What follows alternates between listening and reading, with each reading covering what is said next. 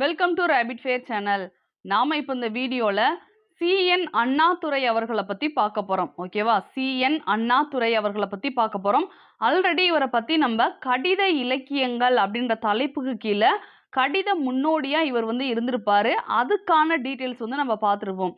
இப்போ நம்ம என்ன பண்ண போறோம் அப்படின்னா, சிஎன் அண்ணாதுரையை பத்தி ஓவராலா இருக்கக்கூடிய முக்கியமான இன்ஃபர்மேஷன்ஸ் நம்ம பார்க்க போறோம். ஓகேவா?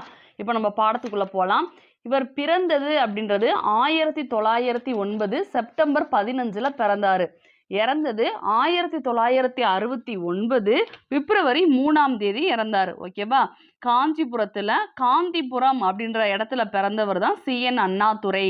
இவரோட பெற்றோர் நடராஜன் மற்றும் பங்காரு அம்மாள். பெற்றோர் யாரு? அப்பா நடராஜன், அம்மா பங்காரு அம்மாள். இவரோட இளமை பருவத்தை பத்தி பார்க்கலாம். இவரோட பெற்றோர் சாதி மறுப்பு திருமணம் செய்தவர்கள். ஓகேவா? இவரோட வளர்ப்பு தாய் ராசாமணி அம்மையார். இவரோட மாணவ பருவத்திலேயே ராணியம்மை அப்படின்றவங்கள மனம் முடிச்சிருப்பாரு. ஓகேவா? 1930 21 வயசு ஆகிறப்ப இவர் ராணியம்மை அப்படின்றவங்கள மனைவியா ஏற்றுக்கொண்டிருப்பாரு. தன்னோட வளர்ப்பு தாயை இவர் எப்பயுமே செல்லமா தொத்தா அப்படின்னு சொல்லுவாராம். ஓகேவா? அண்ணா அவரோட வளர்ப்பு தாயான ராசாமணி அம்மையாரை தொத்தா என அன்போட அழைச்சிருக்காரு. 1933 கல்லூரி பொருளாதார அமைப்போட தலைவராக இருந்தவர். 1933 கல்லூரி பொருளாதார அமைப்போட தலைவராக இருந்தவர். நெக்ஸ்ட், காந்திபுரம் பச்சையப்பர் பள்ளியில் பள்ளி படிப்பை பயின்றவர். சென்னை பச்சையப்பன் கல்லூரியில் பொருளாதார முதுகலை பட்டம் பெற்றவர். ஓகேவா? காந்திபுரம் பச்சையப்பன் பள்ளியில பள்ளி படிப்பை படிச்சிருக்காரு. சென்னை பச்சையப்பன் காலேஜில் பொருளாதார முதுகலை பட்டமும் வாங்கியிருக்காரு 1934. நெக்ஸ்ட், காஞ்சிபுர நகராட்சியில் கிளர்க்காக வேலை செஞ்சிருக்காரு கொஞ்ச நாள். இந்த படிப்பெல்லாம் முடிஞ்சதுக்கு அப்புறமும் காஞ்சிபுரம் நகராட்சியில கிளர்க்கா வேலை பார்த்திருக்காரு. இளங்கலையில பிஏ ஹானர்ஸ் முடிச்சிருக்காரு. முதுகலையில எம்ஏ எக்கனாமிக்ஸ் பொலிட்டிக்கல் சயின்ஸ் முடிச்சவர் நம்ம சிஎன் அண்ணாதுரை அவர்கள். ஓகேவா? அமெரிக்கா மாநாட்டில் பிகாஸ் வச்சு ஒரு சென்டென்ஸ் சொல்லியிருப்பாங்க. ஓகேவா? 3 தடவை கண்டினியூஸாக வரணும் அப்படின்ற மாதிரி. அப்போ நம்ம அண்ணா சொன்ன ஒரு மிக முக்கியமான ஒரு சென்டென்ஸ் என்ன அப்படின்னா, no sentence can end with because because is a conjunction அப்படின்னு சொல்லியிருப்பார். ஓகேவா? ஆங்கிலத்திலையும் சரி தமிழ்லையும் சரி ரொம்ப புலமை வாய்ந்த ஒரு தலைவராக இருந்தவர் சிஎன் அண்ணாதுரை அவர்கள். சரி, அரசியலை பற்றி பார்க்கலாம்.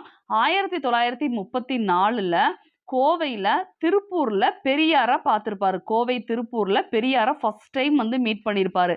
நமக்கு கேட்கலாம், பெரியாரும் அண்ணாவும் ஒருவர் எப்போ முதல்ல சந்திச்சுக்கிட்டாங்க அப்படின்னா 1934. இந்த அண்ணா அவர்கள் நீதி கட்சியில இணைந்த வருடம் 1935 இணைந்திருப்பாங்க. ஓகேவா? 1935 நீதி கட்சியில அண்ணா சேர்ந்திருப்பாரு. திராவிட நாடு தனிநாடு அப்படின்ற கோரிக்கையை வலியுறுத்தி திராவிட நாடு அப்படின்ற பத்திரிகையை 1942 தொடங்கினவர் நம்ம அண்ணாதுரை அவர்கள். ஓகேவா? திராவிட நாடு அப்படின்றது தனி நாடு அப்படின்ற கோரிக்கைகளை எல்லாத்தையும் வலியுறுத்தி அண்ணா அவர்கள் திராவிட நாடுன்ற பத்திரிகையை தொடங்கியிருப்பாரு. எந்த வருஷம் அப்படின்னா 1942 மார்ச் 8. நெக்ஸ்ட், 1944 சேலம் மாநாட்டில் நீதி கட்சி அப்படின்ற பெயரை திராவிட கழகம் அப்படின்னு சொல்லி அண்ணா மாத்திருப்பாரு. ஓகேவா? இதுல பெரியாரு இருந்திருப்பாங்க. 1944 சேலம் மாநாட்டில் நீதி கட்சி பெயரை என்னன்னு மாத்திருப்பாங்க, திராவிடர் கழகம் அப்படின்னு சொல்லி மாத்திருப்பாங்க. இதுக்கு முன்னாடி நம்ம பார்த்தோம், நீதி கட்சி அப்படின்ற பேரை எப்படி வந்துச்சு? தென்னிந்திய நல கூட்டமைப்பு அப்படின்ற பேரு தான் நீதி கட்சின்னு வந்துச்சு. இப்போ நீதி கட்சி அப்படின்ற பேரு திராவிடர் கழகமா மாறி இருக்கு.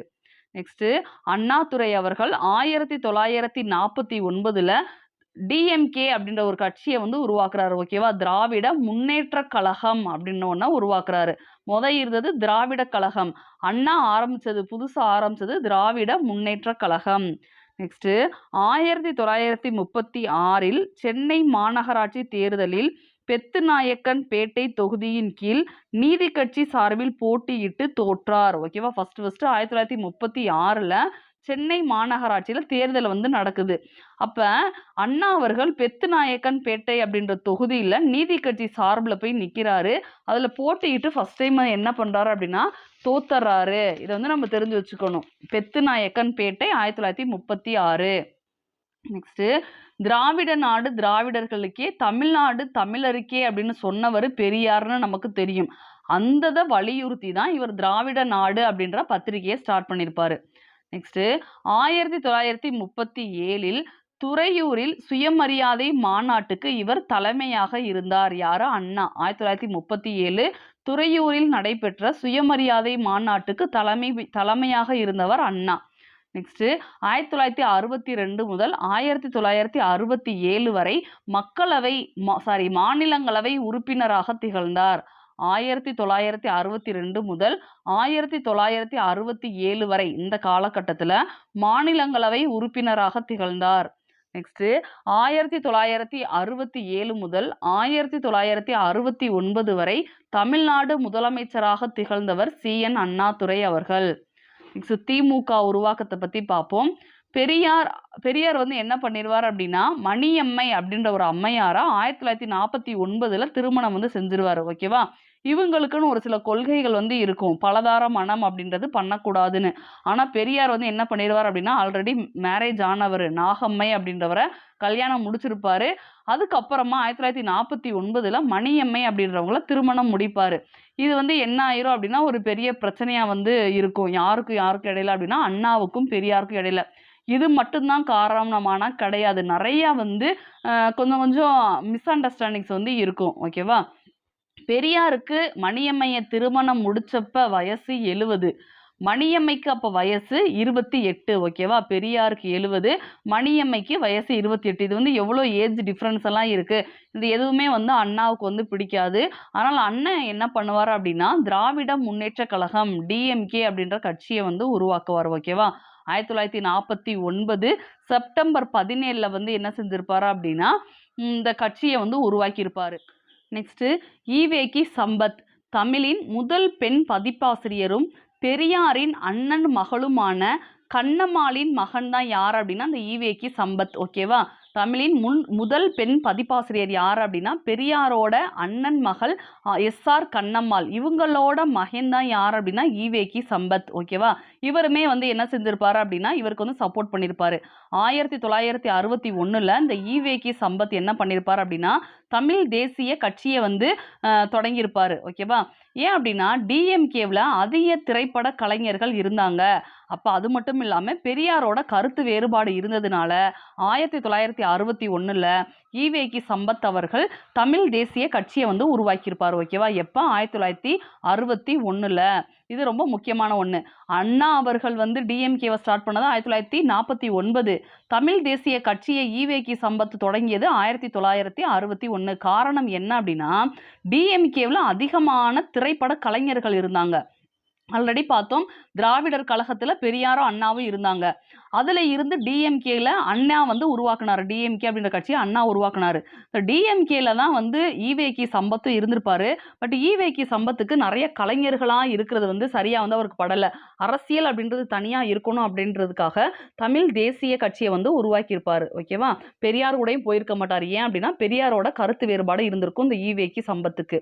நெக்ஸ்ட் 1953 மொழி வாரியாக மாநிலங்கள் பிரிக்கப்பட்ட பின்பே அண்ணா திராவிட நாடு கோரிக்கையை கைவிட்டார். இது எப்போ அப்படின்னா 1953. 1800 இல்ல 1953 மொழி வாரியாக மாநிலங்கள் பிரிக்கப்பட்ட பின்பே அண்ணா திராவிட நாடு அப்படின்ற கோரிக்கையை கைவிட்டிருப்பார். ஓகேவா? மாநில சுயாட்சி கொள்கையினை வலியுறுத்தியவர் அண்ணா. மாநில சுயாட்சி கோரிக்கைகளை அந்த கொள்கைகளை வலியுறுத்தி சொன்னவர் யார் அப்படின்னா அண்ணா. தென்னிந்தியா என்ற தனிநாடு வேண்டும் அப்படின்னு சொல்லி அண்ணா வந்து கோரிக்கைகளை வந்து முன்னெடுத்திருப்பார். ஓகேவா? தென்னிந்தியா என்ற தனிநாடு வேண்டும் என்ற கோரிக்கைகளை அண்ணா முன்னெடுத்தார். நெக்ஸ்ட் இந்திய எதிர்ப்பு போராட்டம் வந்து பார்க்கலாம். நெக்ஸ்ட் ஹிந்தி எதிர்ப்பு போராட்டம் 1937ல் காங்கிரஸ் சார்பில் ராஜாஜி சிஎம்மா வந்து வந்திருப்பாரு. அப்போ சிஎம் ஆனதுக்கு அப்புறமா இவர் ஹிந்தி பாடத்தை கட்டாய பாடமாக அறிவிச்சிருப்பாரு. இதனால என்ன செஞ்சிருப்பாங்க அப்படின்னா, இது கட்டாய பாடமாக ஆக்க முடியாது அப்படின்னு சொல்லி சிஎம்மோட அந்த அறிவிப்புக்கு எதிராக என்ன செஞ்சிருப்பாங்க அப்படின்னா, எதிர்ப்பு மாநாடு நடத்தியிருப்பாங்க. ஓகேவா, ஹிந்தி எதிர்ப்பு மாநாடு நடைபெற்றிருக்கும். நெக்ஸ்ட் 1965ல் ஹிந்தி திணிப்புக்கு எதிரான போராட்டம் நடைபெற்றது. நம்ம முன்னாடி பார்த்தோம்ல, 1937ல் வந்து என்ன வந்துச்சு, ராஜாஜி சிஎம் ஆனாரு, ஹிந்தியை வந்து கட்டாய பாடமாக்குனாரு. அதனால ஹிந்தி எதிர்ப்பு மாநாடு அப்படின்றது நடந்துச்சுன்னு பார்த்தோமா. அந்த மாநாடு 1938ல் வந்து நடந்திருக்கும். டிசம்பர் 3ஆம் தேதியை ஹிந்தி எதிர்ப்பு நாளாக அனுசரிச்சிருப்பாங்க. ஓகேவா, அதுக்கப்புறமா தான் 65ல் ஹிந்தி எதிர்ப்புக்கான போராட்டம் வந்து நடந்திருக்கும். இதுக்கு இடையிலேயே 1950ல் ஜவஹர்லால் நேரு என்ன சொல்லியிருப்பாரு அப்படின்னா, 15 வருஷத்துக்கு பின்னாடி நம்ம ஹிந்தியை வந்து கட்டாயம் ஆக்கிக்கலாம் அப்படின்ற மாதிரி சொல்லியிருந்திருப்பாரு. ஓகேவா, ஃபர்ஸ்ட் 1937ல் சிஎம் ஆனதுக்கப்புறம் ராஜாஜி சொன்னது ஹிந்தியை கட்டாய பாடமாக ஆக்குனது. 38ல் டிசம்பர் 3ஆம் தேதி ஹிந்தி எதிர்ப்பு நாளை அனுசரிச்சிருப்பாங்க. 1950ல் நேரு என்ன சொல்லியிருப்பாரு அப்படின்னா, 15 வருஷத்துக்கு அப்புறமா ஹிந்தியை கட்டாயம் ஆக்கிக்கலாம் அப்படின்ற மாதிரி சொல்லியிருப்பாரு. 50க்கு அப்புறமா 1960ல் சென்னை கோடம்பாக்கத்தில் ஹிந்தி எதிர்ப்பு மாநாடு நடைபெற்றிருக்கும். அதோட தலைமையாக அண்ணா வந்து இருந்திருப்பார். ஓகேவா, 1960 ஆகஸ்டில் சென்னை கோடம்பாக்கத்தில் ஹிந்தி எதிர்ப்பு மாநாடு நடைபெற்றிருக்கும். அதோட தலைமையாக அண்ணா வந்து இருந்திருப்பார். நெக்ஸ்ட் 1965ல் ஹிந்தி திணிப்புக்கு எதிரான போராட்டம் நடந்திருக்கும். ஓகேவா, இந்த ஆர்டர் வைஸ் நீங்கள் கரெக்டாக வந்து படிக்கணும். ஃபர்ஸ்ட் 37, அடுத்து 38, அப்புறம் 50, அப்புறம் 60, 65. 37ல் சிஎம் ஆறாரு ராஜாஜி, 38ல் போராட்டம், திரும்ப 50ல் வந்து நேரு வந்து என்ன சொல்றாரு, 15 வருஷத்துக்கு அப்புறம் கட்டாயமாக்கலாம்னு சொல்றாரு. திரும்ப 60ல் ஒரு போராட்டம், அதில் அண்ணா வந்து தலைமை ஏற்றிருக்காரு. 65லையும் திரும்ப ஒரு போராட்டம். ஓகேவா, 60ல் நடந்தது ஒரு மாநாடு, 65ல் நடந்தது ஒரு போராட்டம். மாநாடு எப்போ, போராட்டம் எப்போ அப்படின்றத தெளிவாக வந்து படிச்சுக்கணும். சட்டமன்றத்தில் டிஎம்கே எப்படி இருந்திருக்கு அப்படின்றத பார்க்கலாம். 1952ல் நடைபெற்ற பொது தேர்தலில் டிஎம்கே வந்து பங்கேற்கலை. ஓகேவா, திமுக பங்கேற்கலை. 1957ல் நடந்த தேர்தலில் பெரிய அளவில் இவங்க வெற்றி பெறலை. 52ல் இவங்க தேர்தலையே பங்கேற்கலை. 57ல் பங்கேற்றிருக்காங்க, ஆனால் பெரிய அளவில் வெற்றி அப்படின்றது கிடையாது. 15 சட்டமன்ற தொகுதிகள், 2 நாடாளுமன்ற தொகுதிகளில் மட்டும்தான் டிஎம்கே ஜெயிச்சிருந்திருக்கு. அதுக்கப்புறமா 1967ல் 138 இடங்கள்ல டிஎம்கே ஜெயிச்சிருக்கு. ஓகேவா, 1967ல் 138 இடங்கள்ல டிஎம்கே ஜெயிச்சிருக்கு. இந்த வெற்றிக்கு பின்னாடி அண்ணா அவர்கள் டிஎம்கேவோட சிஎம்மா வந்து வர்றாரு. ஓகேவா, டிஎம்கேல முதலமைச்சராக ஆகிறாரு 1967 மார்ச் 6ஆம் தேதி. இவர் சிஎம் ஆனதுக்கப்புறம் என்னென்னலாம் பண்ணாரு அப்படின்றத பார்ப்போம். 1968 ஜனவரியில் 2வது உலகத்தமிழ் மாநாடை நடத்தினார். 1968 ஜனவரியில் 2வது உலகத்தமிழ் மாநாட்டினை நடத்தினார்.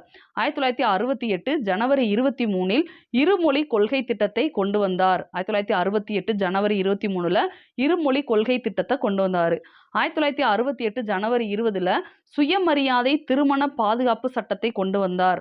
சுயமரியாதை திருமண பாதுகாப்பு சட்டம். 1969 ஜனவரி 14ல் தமிழ்நாடு பெயர் மாற்றம் பண்றதுக்கான தீர்மானத்தை கொண்டு வந்தார். ஓகேவா, 1969 ஜனவரி 14ல் தமிழ்நாடு பெயர் மாற்றத்திற்கான தீர்மானம் கொண்டு வந்தார். நெக்ஸ்ட் என்ன அப்படின்னா, மேலே ஒரு பென்சில் ஒரு முக்கியமான ஒரு 1 மார்க் வந்து எழுதியிருப்பேன். இந்திய அரசியலமைப்பு சட்டம் விதி 313 படி இந்தி, அதாவது ஹிந்தி இந்திய நாட்டின் அலுவலக மொழியாக ஆக்கப்பட்டது. ஓகேவா, அரசியலமைப்பு சட்டம் விதி 313 படி என்ன செய்கிறாங்க அப்படின்னா, இந்தியாவோட அலுவலக மொழியாக வந்து ஹிந்தி வந்து இருந்துச்சு. அது எப்போ அப்படின்னா 1965 ஜனவரி 26ல். அப்போ என்ன செய்கிறாங்க அப்படின்னா, டிஎம்கே அந்த ஜனவரி 26, 1965ல் அந்த நாளை துக்க நாளாக அனுசரிச்சிருப்பாங்க. ஓகேவா, ஹிந்தியை வந்து அலுவலக மொழியாக அறிவிச்சதுக்கு அப்புறமா டிஎம்கே ஜனவரி 26ஆம் தேதியை துக்க நாளாக அனுசரிச்சிருப்பாங்க. இது ஒரு முக்கியமான 1 மார்க். 69ல் தமிழ்நாடு அப்படின்னு பெயர் மாற்றுவதற்கான தீர்மானம் கொண்டு வந்தாரா. இதுக்கப்புறம் என்ன நடக்கும் அப்படின்னா, எம்ஜிஆர் அவர்களும் டிஎம்கேல தான் இருந்திருப்பாரு. டிஎம்கேல இருந்து விலகி ஏடிஎம்கே அப்படின்ற ஒரு கட்சியை, புதிய கட்சியை எம்ஜிஆர் அவர்கள் வந்து தோற்றுவிச்சிருப்பார். ஓகேவா, திராவிட முன்னேற்ற கழகத்திலிருந்து விலகி அண்ணா திராவிட முன்னேற்ற கழகம் அப்படின்ற ஒரு கட்சியை வந்து என்ன செஞ்சிருப்பார் அப்படின்னா, எம்ஜி ராமச்சந்திரன் அவர்கள் உருவாக்கியிருப்பார் 1972 அக்டோபர் 17. ஓகேவா, அடுத்து அண்ணாவோட ஆட்சியில் என்னென்ன திட்டங்கள்லாம் பண்ணாங்க அப்படின்றதுல முக்கியமானதாக நம்ம வந்து பார்ப்போம். நிறைய பண்ணியிருப்பாங்க. நம்ம ஒரு சிலது முக்கியமானதா படிக்கலாம். ஃபர்ஸ்ட் ஒண்ணு படி அரிசி திட்டம். ஓகேவா? படி அரிசி திட்டம். இதுக்கான கருத்துரை அண்ணா என்ன சொன்னாரு அப்படின்னா, 3 படி லட்சியம், 1 படி நிச்சயம் அப்படின்றத சொல்லியிருப்பாரு. ஓகேவா? 3 படி லட்சியம், 1 படி நிச்சயம் அப்படின்றது அண்ணாவோட கூற்று. நெக்ஸ்ட் வீராணம் குடிநீர் திட்டம். இது மொத அண்ணாவால கொண்டு வரப்பட்டது. வீராணம் குடிநீர் திட்டம். ஸ்ரீமதிக்கு பதிலாக திருமதி அப்படின்றத மாத்திருப்பாரு அண்ணா. ஓகேவா? ஸ்ரீமதிக்கு பதிலாக திருமதி அப்படின்றது. தமிழ் வருடம் அப்படின்றது சித்திரை, அதான் ஃபர்ஸ்ட் அப்படின்ற மாதிரி அவர் வந்து கொண்டு வந்திருப்பார். ஓகேவா? தமிழ் வருடம் அப்படின்றது முதல் மாதம் சித்திரை. சித்திரை 1 தான் தமிழ் வருடம் அப்படின்றத சொல்லியிருப்பாரு. சத்தியமேவ ஜெயதேக்கு பதிலாக வாய்மையே வெல்லும் என மாற்றினார். சத்தியமேவ ஜெயதேவுக்கு பதிலாக வாய்மையே வெல்லும் அப்படின்றத மாற்றியிருப்பார். ஓகேவா? இவரோட இதழ்கள் எந்தெந்த இதழ்களில் இவர் பணியாற்றினாருன்னு பார்ப்போம். 1925 குடியரசு அப்படின்ற இதழில் துணை ஆசிரியராக இருந்தார்.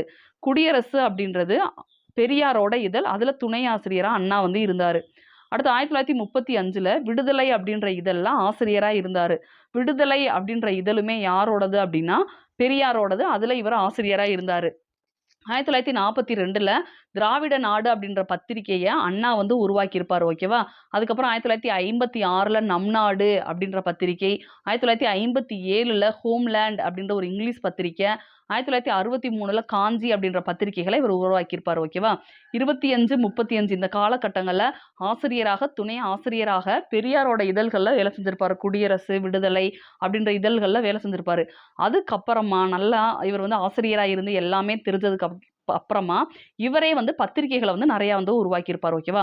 திராவிட நாடு, நம் நாடு, ஹோம்லேண்ட், காஞ்சி, இது இன்னும் எக்கச்சக்கமான பத்திரிகைகள் இருக்கு. இது எல்லாமே அண்ணாவோடது. குடியரசு, விடுதலை அப்படின்றது பெரியாரோட பத்திரிகைகள். நெக்ஸ்ட் இவருக்கான புனை பெயர்கள் வந்து பார்க்கலாம். சௌமியன், பரதன், ஒற்றன், சம்மட்டி, நக்கீரன், அறிவுவாதி. சௌமியன், பரதன், ஒற்றன், சம்மட்டி, நக்கீரன், அறிவுவாதி. இவர் எழுதிய முக்கியமான நாடகங்கள்னு பார்க்குறப்ப சந்திரோதயம், ஓர் இரவு, வேலைக்காரி, சிவாஜி கண்ட இந்து சாம்ராஜ்யம், நீதி தேவன் மயக்கம், குமாஸ்தாவின் பெண், பாவையின் பயணம். ஓகேவா? சந்திரோதயம், ஓர் இரவு, வேலைக்காரி, சிவாஜி கண்ட இந்து ராஜ்யம், நீதி தேவன் மயக்கம், குமாஸ்தாவின் பெண், பாவையின் பயணம். இது எல்லாமே அண்ணா எழுதிய முக்கியமான நாடகங்கள். நெக்ஸ்ட் இவர் எழுதின நூல்கள் என்னென்னு பார்ப்போமா? இவர் எழுதின நூல்கள் என்னென்னன்றதை பார்ப்போம். தம்பிக்கு அப்படின்ற ஒரு கடிதம் வந்து எழுதியிருப்பார். ஓகேவா? நான் இதைத்தான் சொன்னேன். தமிழ் இலக்கியத்தில் கடிதம் அப்படின்ற தலைப்புக்கு கீழே அண்ணாவோட கடிதத்தை பற்றி படிச்சிருப்போம். அந்த கடிதத்தோட பேர் தம்பிக்கு. ஓகேவா? நாடோடி அப்படின்ற கதையை வந்து எழுதியிருக்காரு, நூலை வந்து எழுதியிருக்காரு. செவ்வாழை அப்படின்ற நூல், காதல் ஜோதி, கலிங்கராணி, பார்வதி BA, தீ பரவட்டும், ரோமாபுரி ராணிகள், ஜபமாலை, ஆரியமாலை, இது எல்லாமே வந்து என்ன அப்படின்னா அண்ணாவோட முக்கியமான நூல்கள். திரும்ப சொல்றேன். தம்பிக்கு அப்படின்றது கடிதம், நாடோடி, செவ்வாழை, காதல் ஜோதி, கலிங்கராணி, பார்வதி BA, தீ பரவட்டும், ரோமாபுரி ராணிகள், ஜபமாலை, ஆரியமாலை, இது எல்லாமே இவரோட நூல்கள். இந்த ஆரியமாலை அப்படின்ற நூலை எழுதினதுக்காக அண்ணாவை வந்து என்ன செஞ்சிருப்பாங்க அப்படின்னா சிறையில வந்து போட்டிருப்பாங்க. ஓகேவா? அண்ணா சிறை செல்ல காரணமாக இருந்த நூல் எதுன்னு கேட்டாங்கன்னா ஆரியமாலை. இது தவிர்த்து அண்ணா நிறைய நாடகங்கள்லாம் நடிச்சிருக்காரு. அதில் முக்கியமானது சந்திரமோகன் அப்படின்ற நாடகம், நீதி தேவன் மயக்கம் அப்படின்ற நாடகம். ஓகேவா? சந்திரமோகன், நீதி தேவன் மயக்கம், இது எல்லாமே நூல்கள். இது கடிதம், இது எல்லாமே நூல்கள். ஓகேவா? இது தம்பிக்கு எழுதினது வந்து கடிதம். இது அண்ணா நடித்த நாடகங்கள். அடுத்து அறிஞர் அண்ணாவோட கவிதைகள் வந்து பார்க்கலாம். தமிழ் பீடம் அப்படின்ற இதழில் இவரோட கவிதைகள் நிறையா வந்து வந்திருக்கு. ஓகேவா? தமிழ் பீடம் அப்படின்ற இதழ் 2025 வந்து என்ன செஞ்சுருப்பாங்க அப்படின்னா அண்ணாவோட கவிதைகளை வந்து நிறையா வந்து வெளியிட்டிருப்பாங்க. ஓகேவா? 2005 தமிழ் பீடம் அப்படின்ற இதழில் அண்ணாவோட கவிதைகள் நிறையா வந்து வந்துச்சு அப்படின்றத தெரிஞ்சுக்கணும். இது வந்து TNPSC கொஸ்டின். ஓகேவா? எந்த இதழில் எந்த வருஷம் வந்துச்சு அப்படின்றது TNPSC கொஸ்டின். நெக்ஸ்ட்டு சென்னை மாகாண அரசால் தடை செய்யப்பட்டு அண்ணா சிறை செல்ல காரணமாயிருந்த நூல் ஆரியமாலை. நான் ஆல்ரெடி சொன்னேன்ல இந்த இடத்துலயும். சென்னை மாகாண அரசால் தடை செய்யப்பட்டு அண்ணா சிறை செல்ல காரணமாயிருந்த நூல் ஆரியமாலை. ஓகேவா? இது ஒரு முக்கியமான நூல். நெக்ஸ்ட் நினைவு சின்னங்கள் பார்க்கலாம். அண்ணாவோட நினைவிடம் சென்னை மெரினா கடற்கரையில் இருக்கு. ஓகேவா? அண்ணா சமாதி அப்படின்னு சொல்லுவோம்ல, அண்ணா நினைவிடம் சென்னை மெரினா கடற்கரையில் உள்ளது. காஞ்சிபுரத்தில் பேரறிஞர் அண்ணா நினைவில்லம் இருக்கு. காஞ்சிபுரம் பேரறிஞர் அண்ணா நினைவில்லம். அண்ணா யூனிவர்சிட்டி நமக்கு தெரியும். அண்ணா யூனிவர்சிட்டி இவரோட பேரால் இயங்குது. சென்னை மவுண்ட் ரோடு அண்ணா சாலை அப்படின்னு சொல்லி அழைக்கப்படுது. ஓகேவா, சென்னை மவுண்ட் ரோடோட பேரு அண்ணா சாலை. வேலூர் அரசு திரையரங்கம் அண்ணா கலையரங்கம் என அழைக்கப்படுகிறது. ஓகேவா, வேலூர் அரசு திரையரங்கம் அண்ணா கலையரங்கம் அப்படின்னு சொல்லி அழைக்கப்படுது. ஓகேவா, இன்னைக்கு டிஎம்கேக்கும் ஏடிஎம்கேக்கும் தான் போட்டி. இன்னைக்கு டிஎம்கேக்கும் ஏடிஎம்கேக்கும் போட்டி. இப்போ இந்த ஏடிஎம்கேவோட பேரே அண்ணாவோட பேர்ல இருக்கு அப்படின்றத சொல்லியிருப்பாங்க. ஓகேவா, அண்ணா திராவிட முன்னேற்ற கழகம். ஓகேவா, அதை எம்ஜிஆர் வந்து தொடங்கியிருப்பாரு 1972 அக்டோபர் 17. நெக்ஸ்ட் 2009 அண்ணா நினைவாக அவர் உருவம் பொறிக்கப்பட்ட நாணயம் மத்திய அரசால் வெளியிடப்பட்டது. ஓகேவா, 5 ரூபாய் நாணயம். ஓகேவா, 2009 அண்ணா நினைவாக அவர் உருவம் பொறிக்கப்பட்ட நாணயம் 5 ரூபாய் மத்திய அரசால் வெளியிடப்பட்டது. நெக்ஸ்ட் சென்னையில் அண்ணா நூற்றாண்டு நூலகம் 2010 திறந்தாங்க. சென்னையில் அண்ணா நூற்றாண்டு நூலகம் இருக்குது. எல்லாமே இவரோட பெயரால் இயங்கக்கூடிய மிகப்பெரிய நிறுவனங்கள், மிகப்பெரிய இடங்கள். ஓகேவா, இது தவிர்த்து நிறையா இருக்குது, இதெல்லாம் முக்கியமானது. சரி, அண்ணாவோட பொன்மொழிகள் வந்து பார்க்கலாமா? ஒன்றே குலம் ஒருவனே தேவன், இது திருமூலரோட கூற்று. இது அண்ணா வந்து நிறைய இடங்கள்ல பயன்படுத்தியிருப்பார். ஓகேவா, ஒன்றே குலம் ஒருவனே தேவன், இது திருமூலரோடது. அண்ணா நிறைய இடங்கள்ல பயன்படுத்தியிருப்பாரு.